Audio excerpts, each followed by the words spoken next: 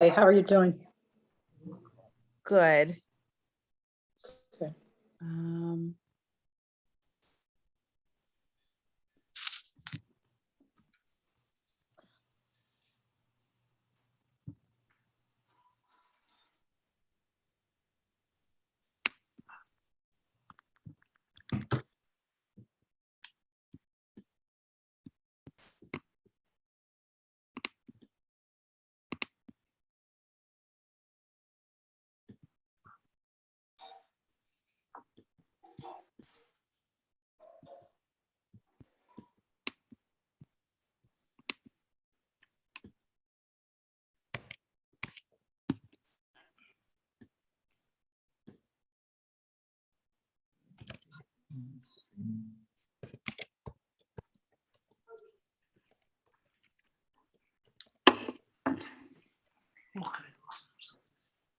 Oh, I've got it up. Same 1363636. Uh-huh.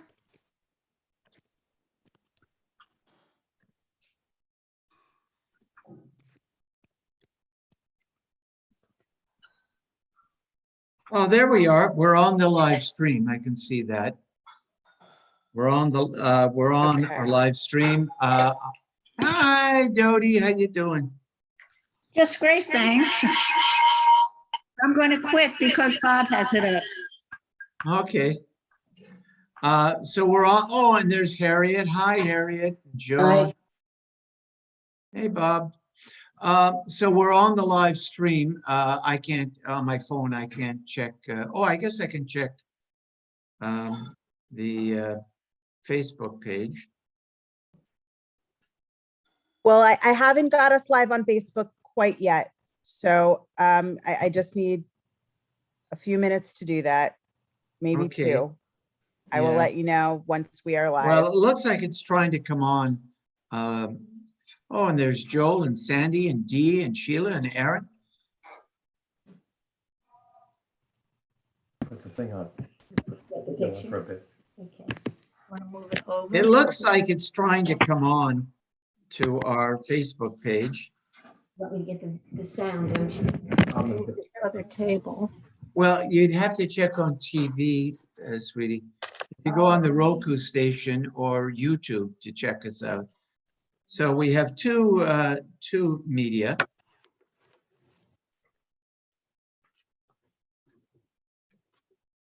So.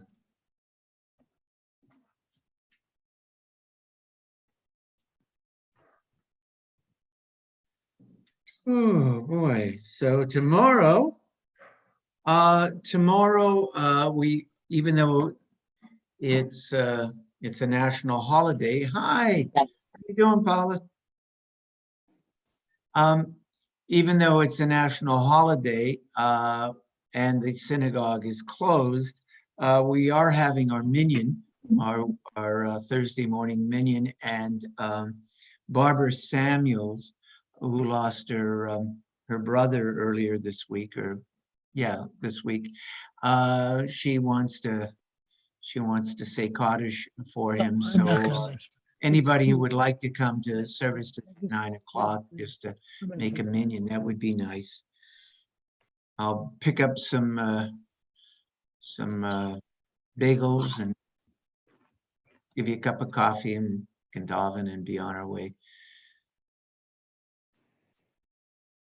And I So- just want to let everyone know that we are going to be live on Facebook in just a moment and on YouTube. So if for some reason you do not want to be on social media, you can just turn your video off.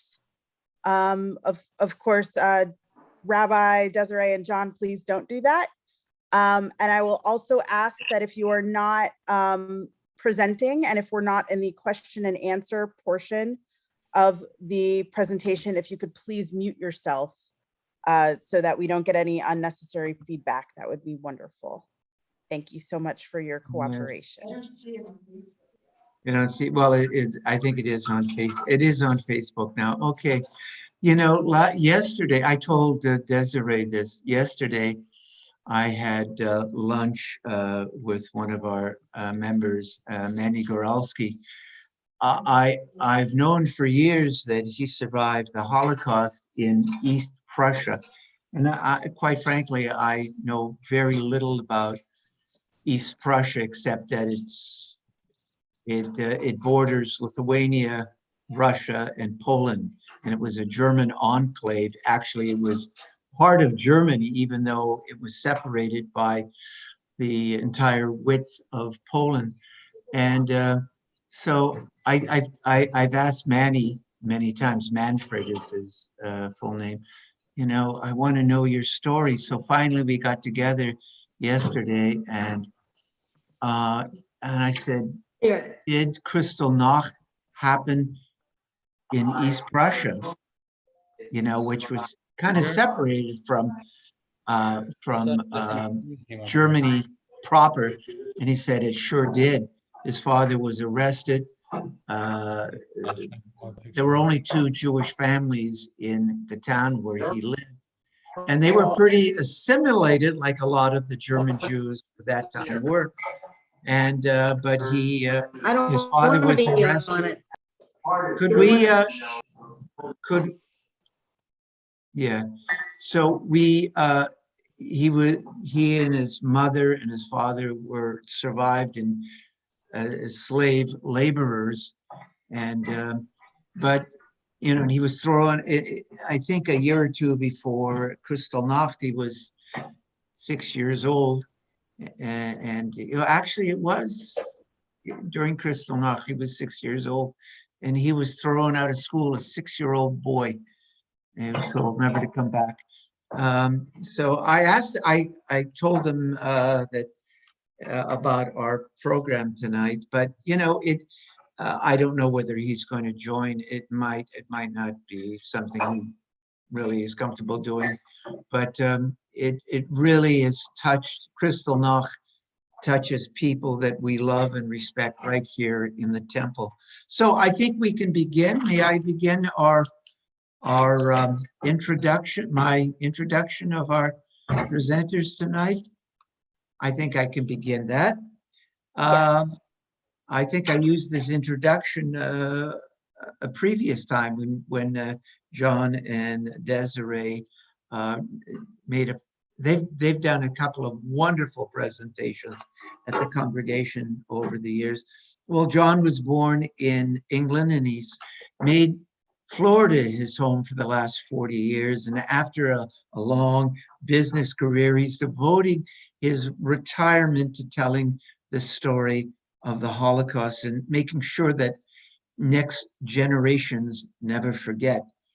In one of his previous presentations, A Jewish Family in Berlin, 1770 to 1944, 5 generations, he tells the story of the Holocaust through his own family. He continued his exploration of the Holocaust, showing how the hatred of the Jews was so widespread in almost every country in Europe. Now, Desiree was born in South Africa and is a retired physician, having worked in the Hallandale, Aventura area for over 40 years. And she's spending her retirement being on call, not to her patients, but to her grandchildren. And she's working with John on this very important project. And so tonight we commemorate the 83rd anniversary of Krystalnacht, November the 10th, 1938. We remember the savagery and the hate all over Germany. And their talk is entitled, "Why Did More Jews Survive in Some Countries Than in Others?" So I'm going to hand it over now to John and Desiree. Desi, she's handing over to you.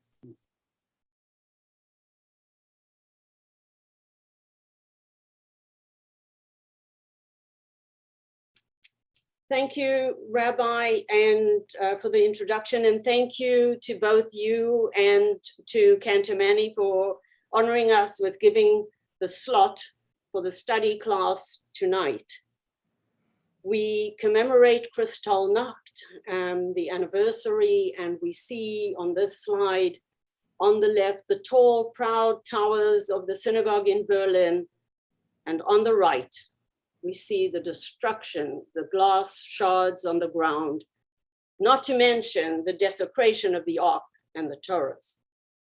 And so I'm going to read to you in commemoration an account written by John's cousin, Martha, who was in Berlin on this fateful, horrific night. And she wrote this letter to her son in England, begging him, beseeching him to get his 11-year-old younger sister out of Berlin. I will never forget the St. Bartholomew night as long as I live. The banging and thunder-like crashing and shouting was unbelievable. It destroyed something deep inside of me. It destroyed my belief in humanity. We live among savages, my boy. One saw people unmasked, base and mean, enjoying the destruction. I can't get rid of the feeling that this was done on order. We are not allowing the children to go to school until Monday because the churning Volksseele, that's the soul of the people, could flare up again. And this is just the beginning. Therefore, I beg you at least to save your sister before it is too late. If the conscience of the world does not wake up soon, we are lost. We are not even safe in our homes. The child was so shook up today that she cried bitterly. It hurt my innermost soul, believe me. And for all this, your father carries his wooden arm, and the hand he lost in World War I wore the iron ring with the inscription from the Germans, the fatherland's thanks. Mercifully, the son was able to get his 11-year-old sister out of Berlin. She was transported in the Kinder transport in March 1939, 4 months later. Her name was Anne Fox. She became a journalist. She wrote prolifically about the Holocaust. Sadly, as in so many cases, she never saw her parents again. And here's a picture that we'll talk about a little more. The title of our talk, How More Jews Survived in Some Countries Than in Others. And in researching why survival rates varied so much from country to country, and in looking more deeply into the reasons, we came up with some very real surprises. Survival rates vary from a low of 5% in Lithuania and 10% in Poland to astonishing 80% survival in Italy, although Mussolini was a close ally of Hitler. In Holland, we have a positive attitude, mainly because of Anne Frank. We recall in her diary how for so long her whole family was hidden by a righteous Dutch family. Yet only 25% survived. Yet in neighboring Belgium, 40% survived. France, though occupied by the Germans and under close supervision in the south in Vichy, 70% survived. And these surprises, as we read on, were the inspiration for this talk.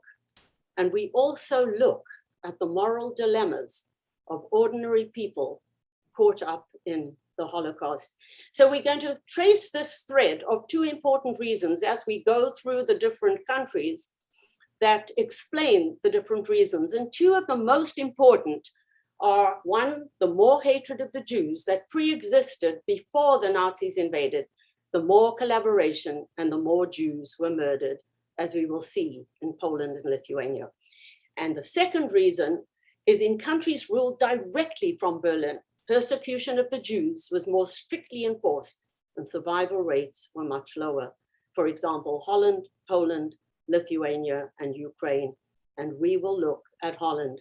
In countries which were allowed to remain semi-autonomous and local leaders had some freedom to avoid deportations, more Jews survived. For example, Hungary till 1944, Bulgaria, Italy, Denmark, and we will look later at Italy and Hungary till 1944. So the obvious place to start is in Poland. Why in Poland? Well, Poland had a population in 1933 of 34 million, and the Jewish population was considerable, 3.3 million, 10% of the total population, and the Jewish survival rate was only 10%. So Poland was the epicenter of the Holocaust. Why? Well, 50% of the 6 million Jews murdered were Polish. Some of the most important concentration camps, Auschwitz, Birkenau, Treblinka, were located in Poland. And the most famous ghettos in Warsaw and Lodz were also in Poland. Now, Poland is a controversial, touchy subject. You see, the Poles see themselves as victims of the Nazis. The Jews see the Poles as the worst perpetrators, collaborating anti-Semites and Nazi sympathizers. And what we'll try to do in this talk is understand both sides and present a balanced view. Now let's give you the Polish point of view. So Poland for centuries had been a victim, divided up by other countries such as Russia, Germany, and Austria-Hungary. Poland was the victim of the most vicious and ferocious attack in September 1939 that brought the Allies into the war and was the start of World War II. Just imagine, 1.5 million German soldiers poured into Poland, supported by 2,000 airplanes, severely damaging Warsaw and other cities. Now the Germans, it has been revealed, had a written plan, the Ostplan, a plan for the East. And their plan was to eliminate all the Poles and Polish culture before annexing Poland to Germany.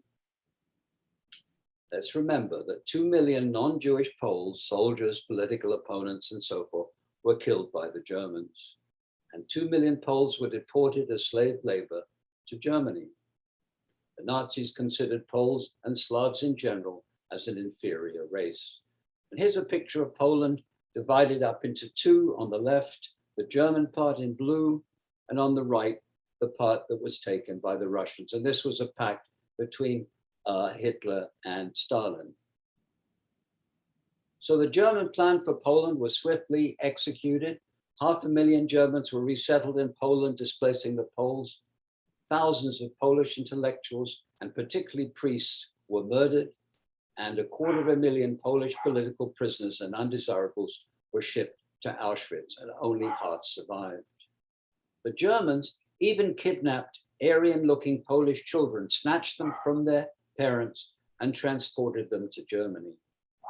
As far as the Jews were concerned, the Poles were encouraged to start pogroms targeting the Jews. And the Jews were rounded up into newly created ghettos. Let's talk for a minute about the ghettos. So the Germans established as many as 1,000 ghettos all over Poland.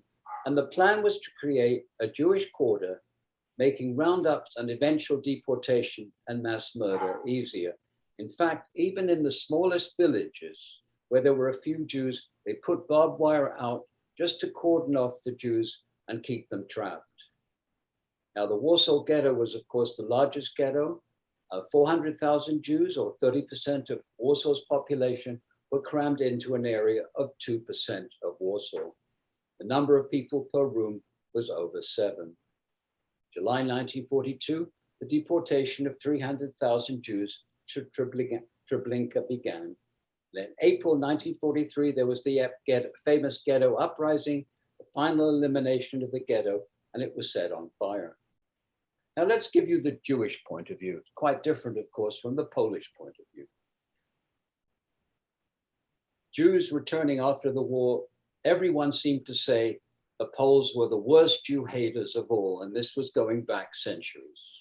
Poland, it must be remembered, was a Catholic country, and this led to traditional Jewish hatred, religious Jewish hatred. And the Poles started hundreds of pogroms. Poles greedily seized Jewish property. Polish resistance even refused to help the Warsaw Ghetto uprising. And Jews who were returning after surviving the Holocaust, when they came back home to Poland to reclaim their property, they were terrorized by the Poles. Poland has since then made restitution in claiming back stolen assets almost legally impossible. Now, the Poles are very, very sensitive. And in 2012, President Obama was pressured to apologize for saying Polish death camps instead of German concentration camps in Poland.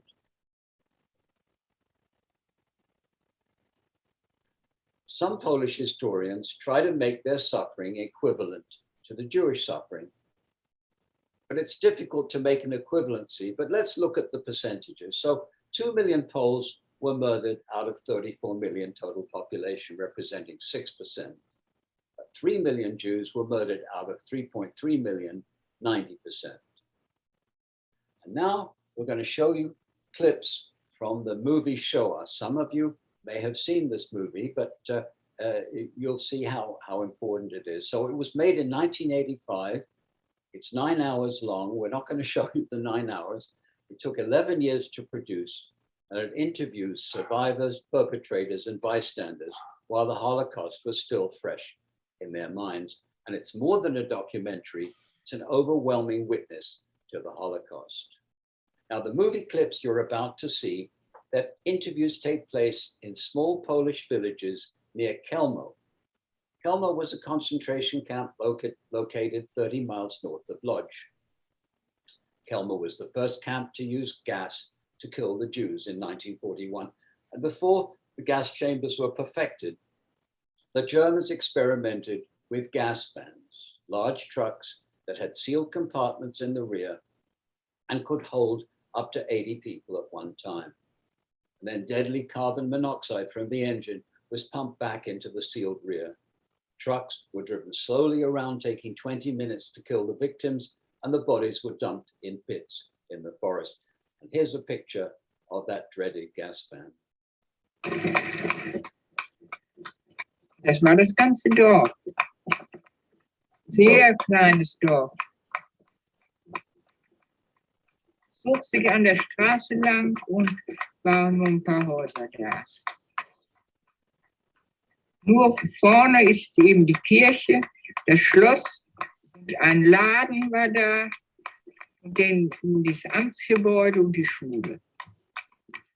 Ja, Schloss und Kirche, das war fast zusammen. Konnte man nicht unterscheiden, weil der hohe Zaun da drum war. Ja. Ihre Wohnung war wie viele Meter von der Kirche? Gegenüber. 50 Meter.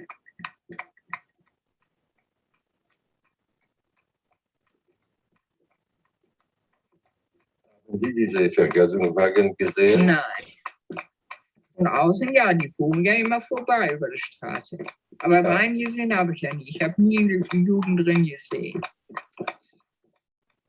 Ich habe nur das Äußere gesehen, wie sie ankamen und wie sie verfrachtet wurden. Wie sie aufstiegen, habe ich sie gesehen. Les Juifs étaient très belles. Les Polonais aimaient beaucoup faire l'amour avec les Juifs. Et les femmes polonaises sont contentes qu'il n'y a plus de femmes juives maintenant?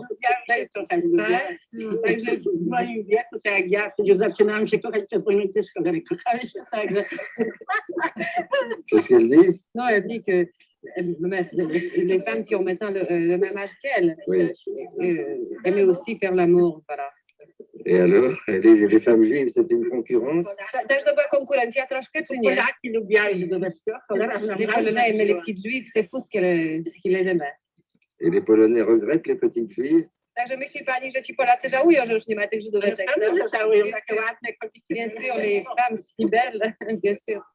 Et pourquoi, en quoi étaient-elles stylées? Dlaczego były takie ładne? Nie tylko Polacy, nie tylko Żydzi, bo tam Polacy są, dzieci są, wszystko samochodami woziły, za to były ładne. Alors, elles étaient belles parce qu'elles ne faisaient rien, les Polonaises, elles travaillaient, et les Juifs, elles ne faisaient rien, seulement elles pensaient à leur beauté, elles s'habillaient bien. Les femmes juives, elles ne travaillaient pas. Także Żydówki raczej nie pracowały, tak? Elles ne faisaient rien du tout. Pourquoi ça? Dlaczego nie pracowały? Miały dobrobyt. Elles étaient riches. Elles étaient riches et les Polonais devaient les servir et travailler. J'ai entendu le mot capital, elle a dit. Il y avait le capital qui était... Ah oui, ça, tu n'as pas traduit. Repose-lui la question à madame. Le capital était donc entre les mains des Juifs. Znaczy kapitał był raczej w rękach żydowskich. Toute la Pologne était dans les mains des Juifs. Et est-ce qu'ils sont contents qu'il n'y ait plus de Juifs ici ou tristes? Czy raczej uważa pan, że to dobrze, że już Żydów nie ma, czy raczej, że nie? Żydów nie ma? No wie pani, nam nie przeszkadzały. Były, no w ogóle można powiedzieć, że jak wiadomo państwu, że Żydzi mieli cały przemysł w Polsce przed wojną, tylko Żydzi. Żydzi i Niemcy. Ça ne les dérangeait pas de toute façon, mais comme vous savez, toute l'industrie en Pologne avant la guerre était entre les mains des Juifs et des Allemands. Mais est-ce qu'il les trouvait sympathiques dans l'ensemble? W ogóle raczej byli sympatyczni, ludzie uważali, że dało się z nimi żyć. No raczej, że były wredne dla nas. Pour les Polonais, ils n'étaient pas très... No. Et surtout, ils étaient malhonnêtes. Ils étaient malhonnêtes. Est-ce que la vie était plus gaie à Grabouf quand il y avait des Juifs que maintenant? Myśli pan, że tutaj życie w Grabowie było troszkę weselsze, jak ci Żydzi byli, czy teraz jest weselej? Z tym to nie można za dużo mówić. On parler. Je sais pas. Pourquoi est-ce qu'il dit qu'ils étaient malhonnêtes? A dlaczego byli nieuczciwi? Dlaczego? Proszę? Co to znaczy, że byli nieuczciwi? Żydzi? Tak. No bo oni, można powiedzieć, żyli na wyzysku Polaka najwięcej. Na zyskiwali. Ils exploitaient les Polonais, c'est ça qu'ils vivaient surtout. Comment est-ce qu'ils les exploitaient? A co to znaczy wyzysk w tym wypadku? No można powiedzieć, każdy zawód najbogatsze były Żydy, a po Polakach ciągli cenę taką, jaką u nich chcieli, jaką żądali. Dlatego była, to można powiedzieć, nie kryzys. Ils imposaient leur prix.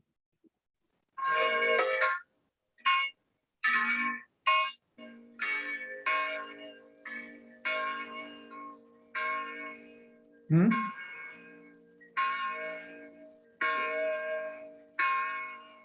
This in the 70s and 80s, I think.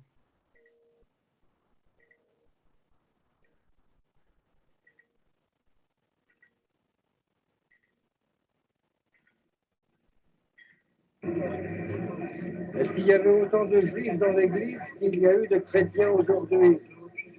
Czy wtedy, kiedy Żydzi tutaj byli w kościele, to było ich tyle w kościele, co dzisiaj katolików? Prawie było. Il fallait combien de camions à gaz pour vider tout ça? Ile trzeba było ciężarówek tych gazowych, żeby opróżnić kościół? 50 trzymaliśmy, przeciętnie 50. 50 en moyenne. Il fallait 50 camions pour vider tout ça. C'était un trafic incessant. To znaczy ciągle samochody podjeżdżały i odjeżdżały bez przerwy, tak? Oui. Madame disait tout à l'heure que dans la maison d'en face, c'était là qu'on entreposait les valises des Juifs. Pani powiedziała, że te żydowskie bagaże potem były w domu vis-à-vis, tak? Qu'est-ce qu'il y avait dans ces bagages? Co było w tych bagażach? Pieniądze. Parfois, il y avait des casseroles à double fond. Qu'est-ce qu'il y avait dans les casseroles à double fond? Les double fond des casseroles. I co było w tych garnkach o podwójnym dnie? Tam było to dobre. Wartościowa rzecz. Il y avait des objets précieux, qui avaient une valeur. Oui, il y avait aussi de l'or dans les vêtements. A nam Żydki podały, jak i wieś dali. Et on leur donnait à manger, puis les Juifs leur jetaient parfois des objets précieux, parfois de l'argent. Et ils ont dit tout à l'heure qu'ils ne pouvaient pas parler aux Juifs, que c'était interdit. Powiedzieli Państwo, że nie można się w ogóle było odzywać do tych Żydów, ale czy usiłowali Państwo jakoś ich... C'est absolument interdit. Je demande leur est-ce qu'ils regrettent les Juifs? Czy żałują Państwo tutaj tych Żydów? Żałowali ich Państwo? Proszę? Żałują Państwo ich? Żałowali ich Państwo?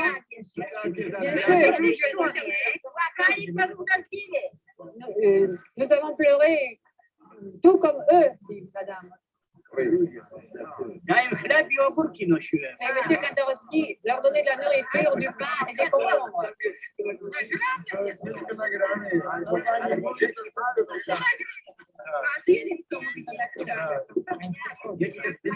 Demande-leur à leur avis pourquoi toute cette histoire est arrivée aux Juifs. A jak się Państwu zdaje, dlaczego to wszystko spotkało akurat Żydów? To byli najbogatsi. Parce qu'ils étaient les plus riches.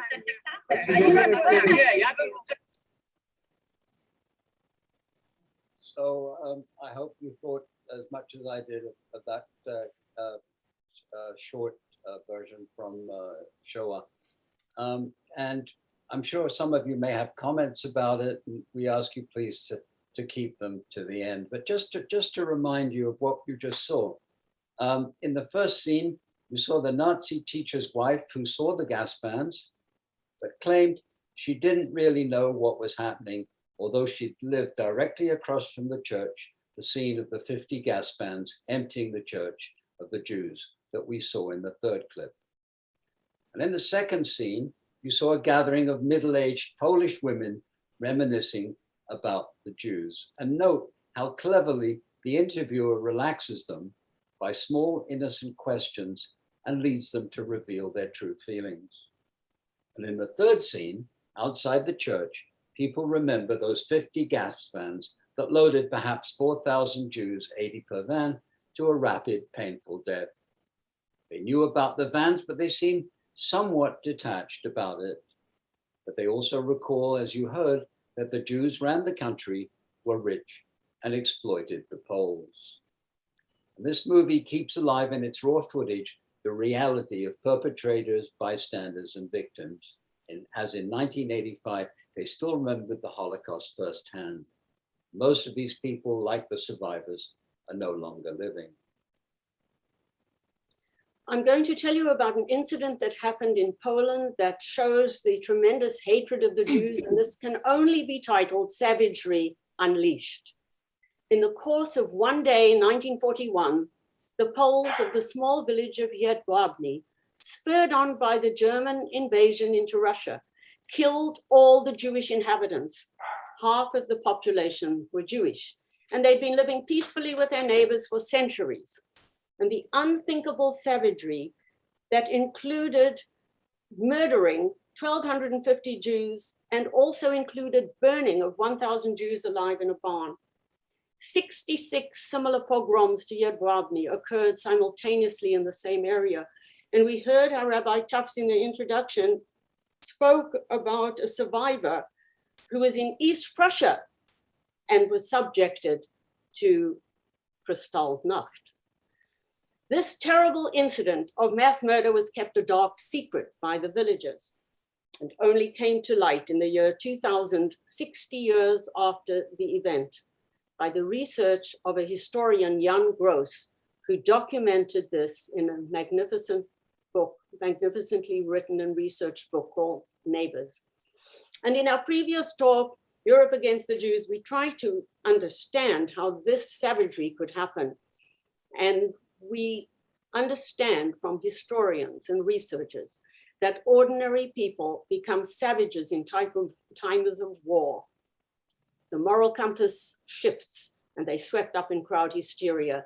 And in this case, in Jedwabne, we see when Nazi racial ideology met long-standing Polish hatred of the Jews, violence erupted and killing took place. So some final thoughts about Poland and the Jews. If you think of it, the Jews were never really recognized as real Poles by the Poles themselves. They dressed and appeared very different, and most Jews spoke only Yiddish, not Polish. Poles themselves had an exaggerated impression of Jewish influence and wrongly thought that the Jews ran the country, as we saw in the movie. The Jews represented 10% of the total population and 30% of Warsaw's population, a significant number, making them more noticeable and a threat. Compare this to other Western European countries where Jewish population was often less than 1%.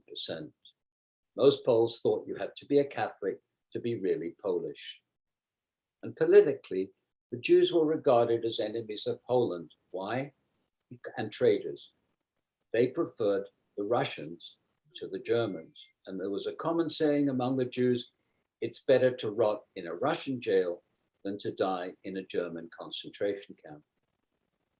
The Poles were later thrilled when the Nazis invaded the Russian part of Poland. Poles in the Russian sector feared that they would be swallowed up by the Russians. To be fair, there are many inspiring stories of Poles helping Jews. And in fact, there were 7,000 righteous Poles recognized by Yad Vashem, more than any other country. Just one fact, 25,000 Jews were hidden in Warsaw outside the ghetto by Poles. And it's estimated it took 75,000 Poles to hide them. You see, the Jews had to keep moving. So for every Jew hidden, there were 3 Poles who had to hide them. But in reality, the number of righteous Poles represents a very small percentage, and most Poles were bystanders or perpetrators. Unfortunately, the hatred of the Jews continues in Poland today. Just a few months ago, in 2021, in August, Poland passed a new law making restitution for the Jews impossible, and Israel withdrew its ambassador in protest. Here's a picture of the Poles greeting Hitler. This is in the Baltic port of Danzig. Okay. And it shows you the flags and how enthusiastic they were. Now, this is an incredible picture. This is a picture of German soldiers boarding a train. And on the side, if you see on the left, is written, handwritten, "We're going to Poland to smash the Jews." We mentioned earlier that the Nazis abducted Aryan-looking children, and here's some of the children that were taken back to Germany. And here's a picture, an execution of non-Jewish Poles by the Nazis. Here's a picture that went round the world in a flash and moved millions. It's a picture of a Polish girl. If you look on the ground, you see her sister, who's just been shot by an aircraft and is dead. And look at the despair, and she rushes to the photographer for comfort. Here's a picture of the infamous blue police who hunted the Jews. And here's a very famous picture of a little boy with his hands up, and you see the German soldiers guarding the people in the ghetto. And here's a picture of the Warsaw ghetto on fire and the poor people running God knows where. We're going to move on to Lithuania, and my personal connection to Lithuania is that all 4 of my grandparents left Lithuania at the turn of the 20th century and came to South Africa, and they fled from the pogroms of Eastern Europe and Russia.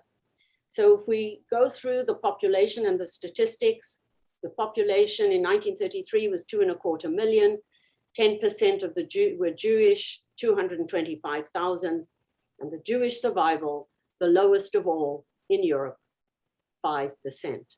And we know that Lithuania was the center of Jewish culture and learning, and Vilna, the capital alone, had 100 synagogues. Vilna was known as the Jerusalem of the East. And the elimination of the Lithuanian Jews was done with unparalleled speed and efficiency. Over the course of 6 months, from June to December 1941, 175,000 of the 225,000 Jews, or 78%, were murdered. And the Lithuanian hatred of the Jews was legendary.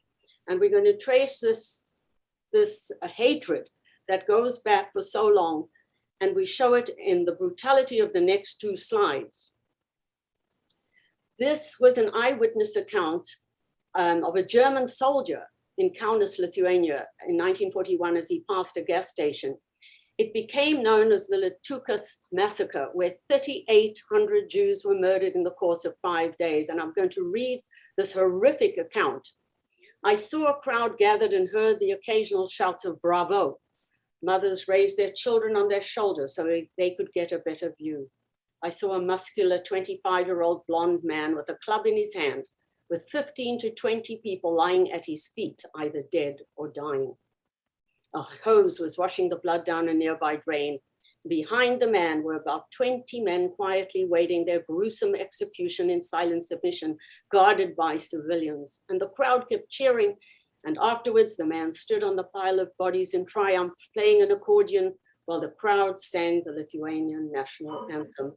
And this is the graphic horror of what was just read. And this was an account by a German soldier. We see the bodies, we see the hoses washing down the blood, and we see the rapt spectators as though they are being entertained by a spectator sport.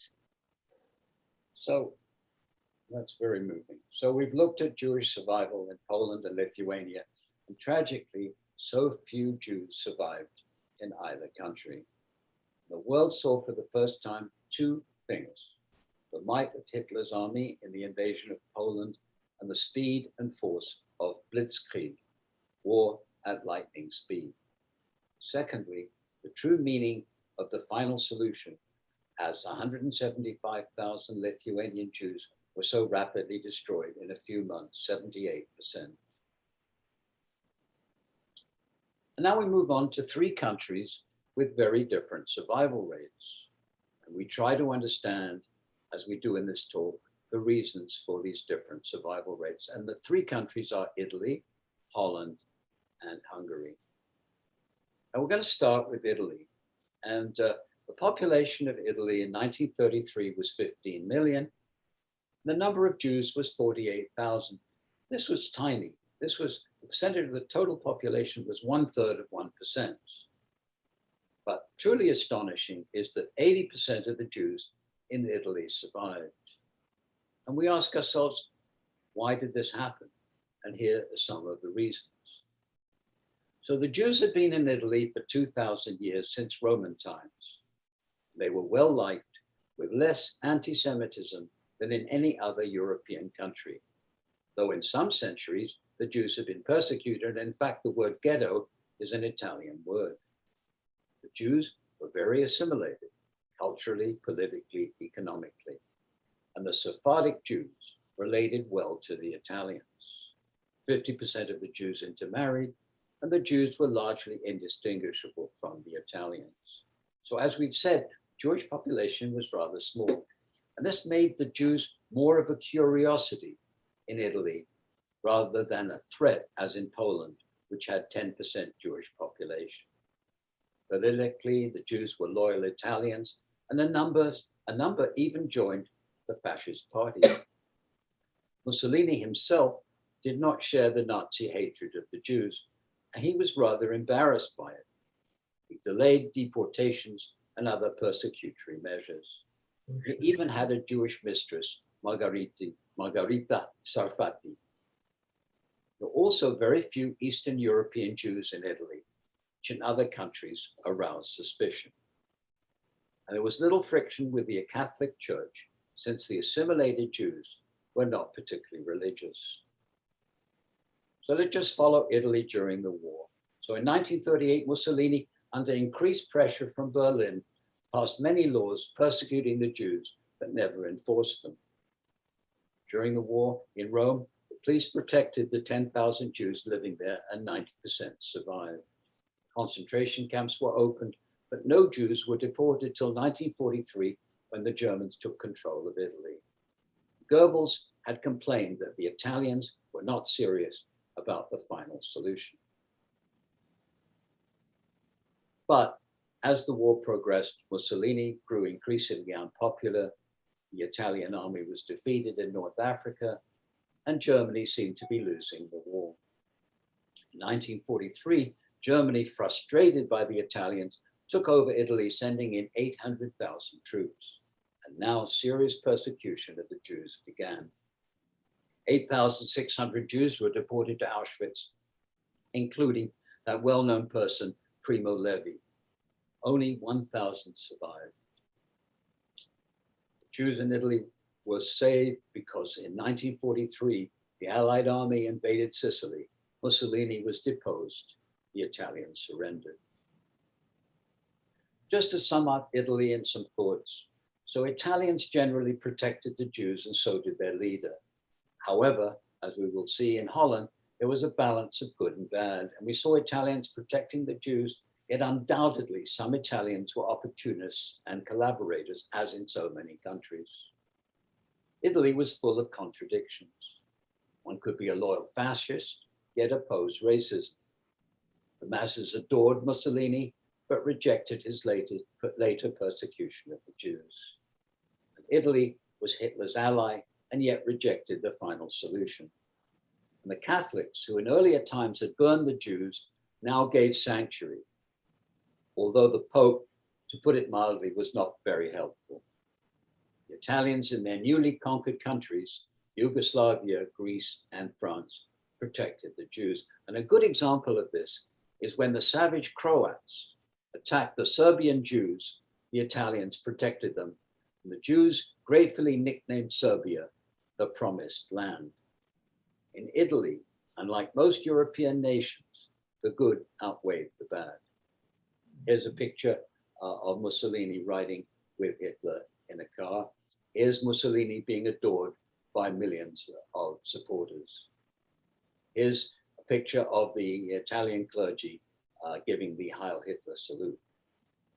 And here's the future Pope, Pius XII, signing a pact with the Nazis, which he later regretted as his worst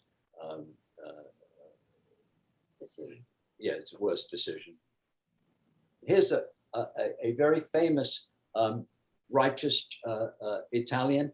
His name was Gino Bartali, and Gino was the cycling champion of Italy many times over, but in his spare time, he gave messages and saved many Jews.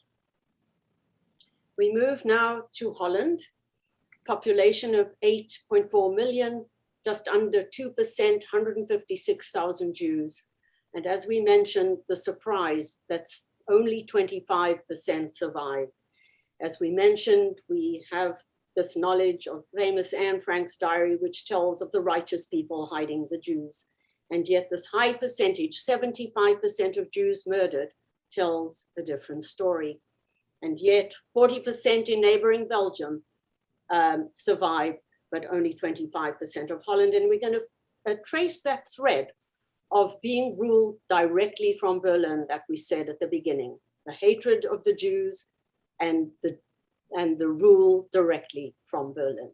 So Holland before the war had a long tradition of welcoming the Jews, going back to 1492 when the Jews were expelled from Spain, from the Spanish Inquisition, and they fled to Holland, where in Amsterdam they were so assimilated and acculturated, they were often indistinguishable from fellow Dutch, just as the Italians that John mentioned under Italy. In Antwerp, traditional Jews in fact dominated the diamond trade, and they had full civic rights and felt very much at home. But wartime changed things. In May 1940, Holland invaded, and there was a quick surrender to the Germans in a few short days. Queen Wilhelmina and the Dutch government fled to London. For a year, Holland was left largely alone, and many prospered from war contracts. And Hitler, considering the Dutch Aryans, actually liked them. So many thought life under the Germans was not too bad. But the Nazi plan did something different, that the Jews would be rounded up and deported, all Jews, create a Jewish council and central office for Jewish immigration, euphemized as resettlement. But we know that that was a ruse to deport to death camps, mainly to Mauthausen from Holland. And we know how the Jews really believed that they would be resettled, and we'll see some pictures in a moment. The other thing that the Germans did, the Nazis did for Holland, was to mandate identity cards, which asked for religion to be noted. And Holland, here's the key, would be governed directly from Berlin and treated as part of Germany. But at first, these steps didn't seem that threatening or sinister, because everyone, including the Jews, had to have an ID card with their religion on it. But the Germans executed their plan, and the Dutch see the reality. In 1941, the roundup of the Jews began in earnest. The Dutch were horrified by the deportation of 400 young Jews to Mauthausen, which now is widely known as a death camp. There was a spontaneous general strike that broke out all over Holland, but it was brutally suppressed in 3 days. The fury of the Nazis was unleashed, parliament suspended, new Nazi leaders installed by seasoned anti-Semites. And here between 1942 and 1943, a time span of about a year, 115,000 of the 156,000, 74% of the Jews in Holland were deported with amazing speed and ruthless efficiency. And how could this be done so quickly? Well, the identity cards and the large concentration of Jews in major cities made them easily identifiable. There was the cooperation of the Dutch police and the civil service, though there was some conflict. The Dutch had always had good relations with the Jews before the war and were actually shocked when ordered to start the roundups. They even saw desperate Jews throwing themselves out of apartment windows or gassing themselves rather than report to the fatal railway station. And though police attempted to delay deportations, it was ineffectual. And this is one of the keys that a historian wrote, that bureaucracy is the true villain of the Holocaust. And the Dutch civil service, accustomed to following orders, now worked closely with the Germans. And though they naively thought they could change the Germans by working with them, it was to no avail. And 25,000 Dutch now volunteered for the SS through a mixture of surprising anti-Semitism and opportunism. It was estimated there were as many as 10% of the Dutch who collaborated. And after the war, 56,000 prosecutions took place for working with the enemy. And then there were the bounty hunters, a special force of 400 volunteers who roamed Holland for several years looking for Jews, paid a daily salary and a hefty bonus for capture. It's estimated that 7,000 Jews were killed this way. And then, unlike other countries of Eastern Europe where there were forests, the flat landscape of Holland made hiding difficult. There was the presence of 30,000 Jewish refugees, German Jewish refugees in Holland who were not Dutch citizens. And the Dutch felt less loyalty to stateless people whom they handed over more freely. The same treatment of stateless Jews occurred in Bulgaria, Romania, Hungary, and France. And just as a personal aside here about John's family, they were amongst those German Jewish refugees who fled to Holland thinking that Holland was neutral, never believing that within a short time they would be deported to the concentration camps. And here, by summary, before the war, the Jews were fully integrated into Dutch society with full civil rights and welcome. The German invasion shocked the Dutch, who were initially angry at the deportations, and a general strike did show resistance that was quickly quelled. The Nazi invasion and quick Dutch capitulation caused widespread confusion, but they really stood no chance against the organized Nazi killing machine. And so the reality is that while on the one hand, many Jews were helped by locals to go into hiding, to balance it, we need to acknowledge there was active collaboration and groups of Dutch who hunted the Jews down. And then we saw the key Holland ruled directly from Berlin by seasoned fanatical Nazis, whereas contrasting Belgium under military rule, which was less strict, allowed Jews to organize resistance. 1.40% of the Jews in Belgium were in hiding. And they also allowed a committee to defend the Jews in Belgium that saved thousands of lives. So we see this contrast with a higher survival rate in Belgium. This is a picture of the general strike with brutal termination in 3 days. This is the final transport from Westerbork to Auschwitz. This is the picture that we saw at the beginning of the slide. Westerbork was a transit camp where Jews were kept until they could be deported. And in the first year when we spoke about how many were deported, 1942 to 1943, they were shipped to Auschwitz, deported to Auschwitz. Later, in 1943 to 44, they subsequently were deported to Theresienstadt and Bergen-Belsen, where some of them survived. And this is the train schedule. It's a little tight and a little detailed, but we see here the dates, the year, the number of Jews, and to which camp they were sent. And right at the bottom, 13 September 1944, that was where John's family, 5 of them, were shipped to Bergen-Belsen. We spoke about the ruse of resettlement, and we look at the proud Jewish people, well-dressed, 2 Jewish families with the stars, proudly walking to the deportation, not having any idea what's about to happen to them. We see their suitcases, they were allowed to take a small amount of possessions. Such a tragic slide, knowing what's about to happen to them. And here's Queen Wilhelmina addressing the Dutch nation. And this, of course, is the famous picture of Anne Frank the middle home on the left, where the family was hidden, now a tourist attraction where over 1 million visitors come each year. And this is an unusual hiding place that the Dutch had. It is a rural area where it looks pretty unremarkable and unobtrusive, but this was a kind of a trapdoor where Jews were allowed down to hide underground. Dutch collaborators after the war being arrested. And now, after Holland, we move to perhaps the most tragic country of all, Hungary in 1940. Let's just review Hungary first. So the population of Hungary in 1940 was about 15 million. There was a large Jewish population, 725,000, which represented about 5%. Survival rate was 31%.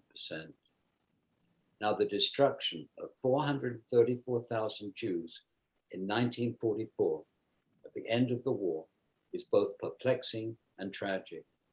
You see, the world leaders already knew about Auschwitz and did nothing to stop the trains. The Germans already knew the war was lost, yet the mass extermination went ahead with breakneck speed, masterminded by Adolf Eichmann. Let's just review the Hungarian timeline. So the Hungarians, like several nations, were depressed by the loss of World War I, and the Great Depression made Jews the scapegoats, as in many countries, for the worsening economy. In the 1920s, anti-Semitism escalated, and there was the founding of the dreaded Arrow Cross, a paramilitary group that when you talk to Hungarian Jews, they shudder. In 1938, laws were passed persecuting the Jews, but not enforced. You see, Hungary had joined the Axis, but the Germans left Hungary alone as a quasi-autonomous government, and the president, Miklos Horthy, delayed deportations protecting the Jews. But by 1943, Hungary, sensing the Germans were losing the war, began secret talks with the Allies to make peace. And the Germans in 1944, distrustful of Hungary, poured troops in and took over, and the systematic deportations began, carried out, as we shall see, almost entirely by enthusiastic Hungarians.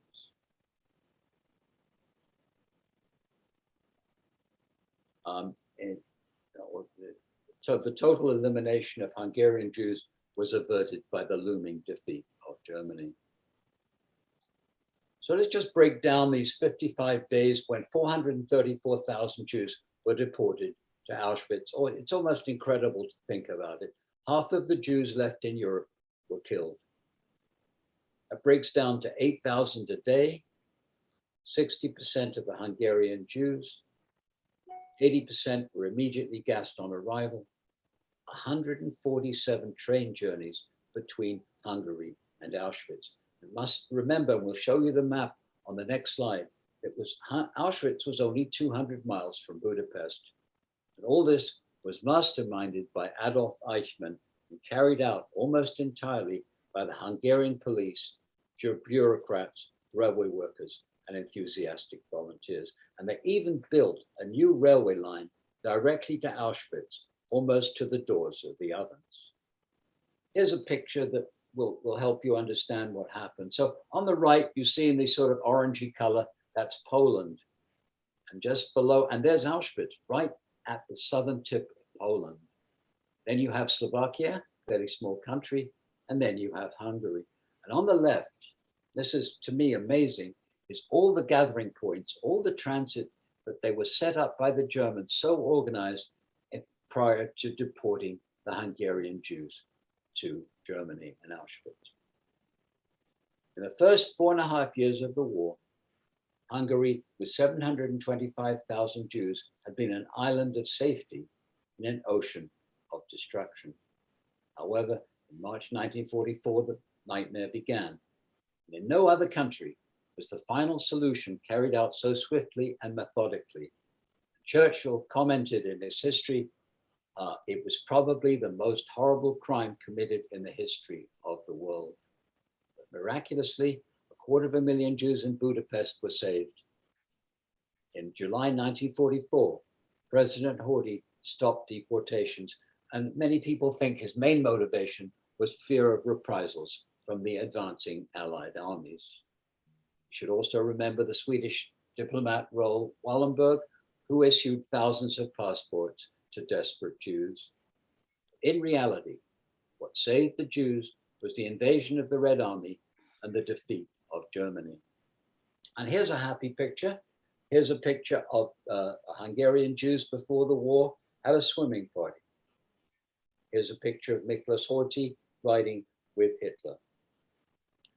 Here's the Hungarian Jews lined up for selection at Auschwitz. We all remember left or right, life or death.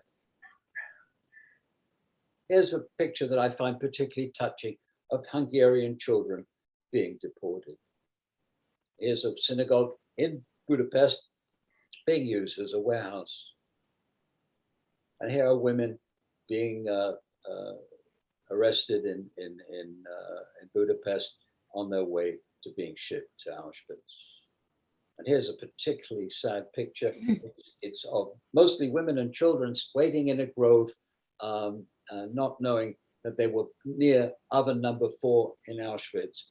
And they were only waiting because the ovens were, they had to wait for their turn to be gassed. Here's a picture on the left of the Jews lining up to the Swedish embassy, and on the right, the righteous Gentile Roel Wallenberg. Here's a picture in 2017 of the Hungarian Prime Minister on the left apologizing to Prime Minister Netanyahu. This is a memorial along the Danube River in Budapest, which I saw when I was there some years ago. And it is a most moving memorial of sculpted shoes. And it's called 60 Pairs of Shoes, memorializing 60 Jews who were executed at that site. They were told to take off their shoes, face the river, shot in the back, and fell into the Danube. One of the most moving memorials I've seen. So few Germans and so many willing helpers. Now in Hungary, Eichmann had only, amazingly enough, 150 Germans helping him murder millions, and the Hungarians did the rest. And it's remarkable how few actual Germans it took to murder so many. It's estimated that Reinhard Heydrich, the main architect of the final solution, had the enthusiastic support of 300,000 non-Germans. Those were Ukrainians, Latvians, Lithuanians, Hungarians, Estonians, Romanians, Croats, and so on and so on. Really was Europe against the Jews.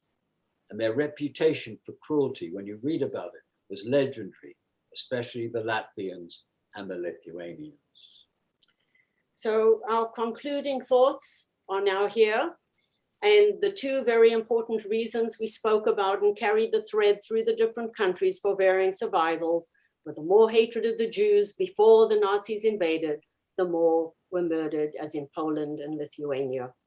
In countries ruled directly from Berlin, persecution of the Jews was more strictly enforced and survival rates were much lower, as in Holland that we saw and Hungary after 1944. But the real decisive factor was the effectiveness of the Nazi killing machine. German efficiency was used to a terrible end, and euphemisms were used to hide the horror.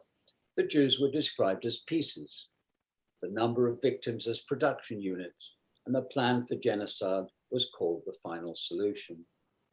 Mass murder was so organized that rounding up the Jews, transporting them, then killing them was done with extraordinary speed, iron will, and a fixed purpose.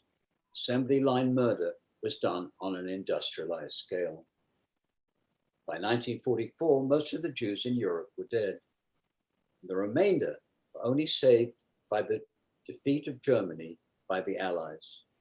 And in occupied France, amazingly, over 70% survived, largely because the Germans ran out of time. Just think of it. In Hungary, Eichmann murdered 434,000 Jews in 8 weeks. No doubt the French Jews were next. And so we've seen that the Holocaust is really a very complex story, a mixture of complicity and compassion, acts of kindness and acts of horror, where perpetrators could also be victims. And as we talk about the complexity and the moral dilemma, we're going to end with a story of Aaron Elster, a little boy born in 1933 in Poland, the son of a Jewish butcher. After the Nazis invaded, he, his father, his parents, and sister were murdered in 1942. He and another surviving sister were hidden by a Christian family on their farm, and they had been customers of his father. However, the mother of the rescuing family quickly regretted her decision to hide the Jews. They were then treated with a mixture of contempt and neglect. And Aaron stated, "I was grateful for them, but I was afraid of them, constantly demeaning and threatening us." So how do we make sense of this morally conflicted family, as with other conflicted people? And this family who was their savior and also emotionally abused them. And this was the dilemma of so many ordinary people. And we've spoken to Rabbi Tuffs at a previous stage about how we need to look really, really honestly into our hearts and into our souls and ask ourselves what we could have done in these terribly dangerous times before we condemn the people who stood by, did nothing, were morally conflicted. We ask ourselves, what would we have done, could have done, if we or our families were threatened? And we leave you on this note with thoughts of the complexity as well as some contradictions. This is the bibliography. And really, that's the end of our talk. And we're going to hand it over now to Rabbi Tuffs and invite any comments and questions, and we'd be happy to answer. It was an incredible presentation. Thank you so much. This was such an interesting analysis of what transpired during those horrible years. It's historians will talk about different reasons for the Second World War, and those who try and see why the Germans went eastward. The word in German Lebensraum comes up again and again. They wanted living space, right? I mean, you hear this. This was, I think, in essence, the Second World War was, in essence, a war against the Jews. It was like no other war ever committed. Hannah Arendt wrote that she said that, war is about killing. We know that.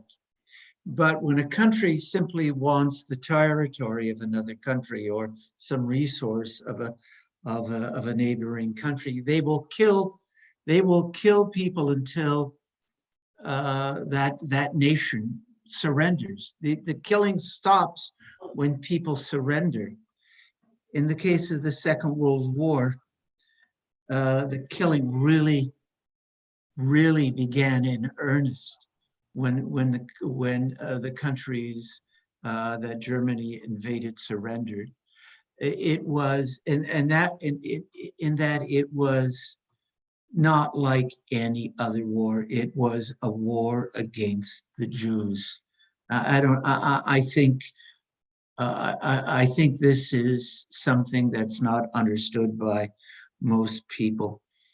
So I'm going to put it out there for questions. I'm sure we have some questions. Who do I see? Let's see. Just raise your hand if you have a question. Unmute yourself if you have a question and put your hand up. Oh, Marilyn, Adani, and Mordecai.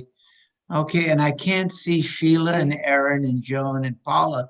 So you're gonna just have to unmute I think yourself. and Ruth that's is the question. raising her hand, Rabbi. Oh, Ruth, go ahead, Ruth. I didn't see you there.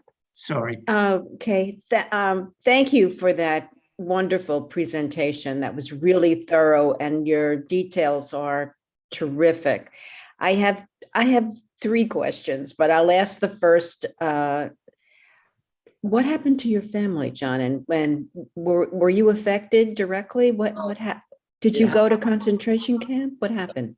No, my grandfather was saved, and so was my father. And the reason was that my father emigrated to England in 1924. So he really didn't see the Holocaust firsthand, but the rest of his family, they all died. But my branch of the family, and he got out my grandfather in 1939, right at the last minute, because he was a British subject. So that really, but the rest of the family wiped out. And were the Jews in Poland citizens? Were they allowed to be citizens? Yes. Well, they were, but if you see the pictures, you ever seen Vishniak's, portrayal of Europe with the ghettos? You can see the difference. They were very separated from the Poles, and if you look at the rest of the movie Shoah, you see how the Jews, even in these little villages, had their own little shtetls, and they were separate. They were very, very separate, and then many of them didn't even speak Polish.